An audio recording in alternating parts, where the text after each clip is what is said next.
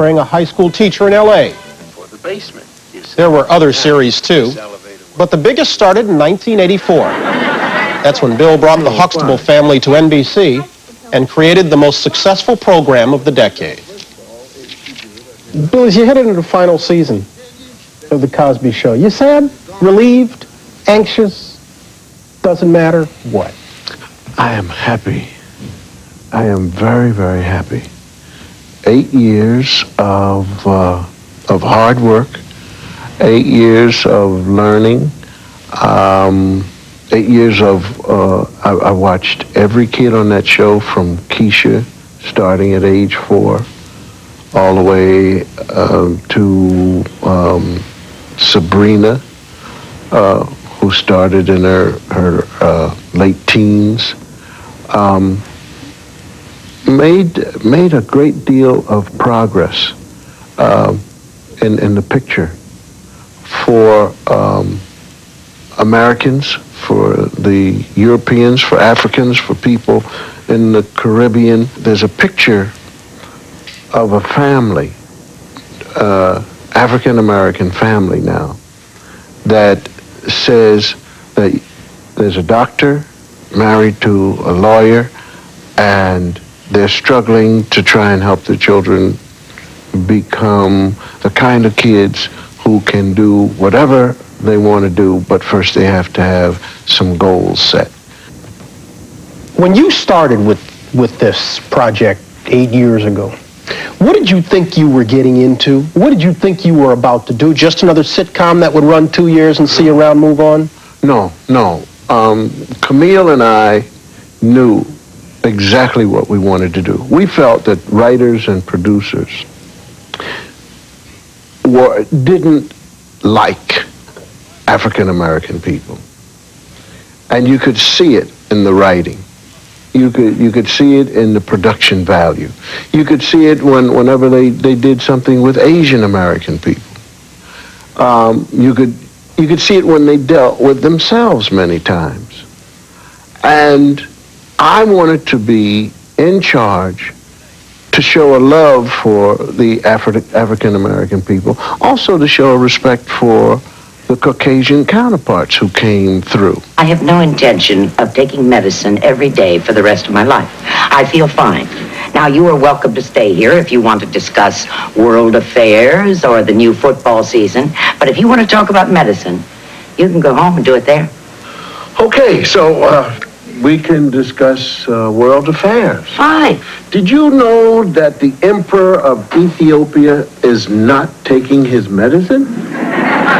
Now, let me ask you to just take a couple of moments here, and I'll walk through primarily 3 of your TV children, and talk to me about how they've changed in the 8 years.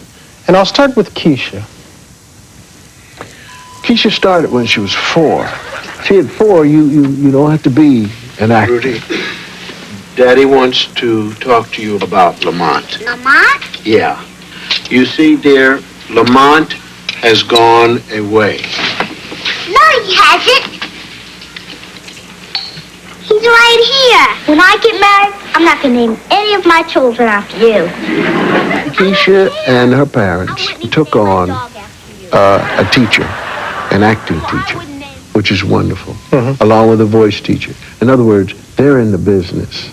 And for as long as Keisha's going to be in it, she's going to be a professional. And her whole family is. What about Tempest? Tempest is at NYU. She's in the School of Business. She made up her mind that she wanted to go to college. So I said, okay.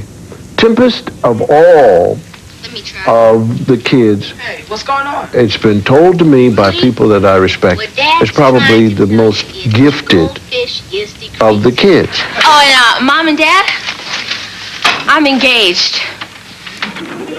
That's very nice, Vanessa, but you forgot the tomatoes. Oh, no, Mom, here they are here. I'm serious. I am. I'm engaged. To do what? The father of TV children. Have you a favorite? Yeah. Malcolm is my favorite. mainly because he and his mother, when you say show business, they clearly understand and have accepted show business as a way of getting the creative juices out, and they study everything. They look to get an education from each and every person in an area of expertise. You were at the time, and to a certain extent still are, credited with, saving's too strong a word, but you know what I mean. When you came along, they said the sitcom was dead. NBC was certainly having some difficulty on the primetime end, and instead now the sitcom is back and thriving, and NBC did for a number of years, thanks to the Cosby program. And the business side of it, did the show exceed what you thought it was going to do? Oh, yeah. I was just hoping to keep the water from going into my nose. You know, it's the old joke, please don't make a wave. I mean, that's all I was hoping for. And obviously we came along at the right time. You know, it's like, it isn't but a wonderful picture is you step up to the crap table and you have $75 and you just happen to be stepping up when a man or a woman is going to roll for 45 minutes. And I want to tell you, I played the hell out of that hand. Of course, the Cosby Show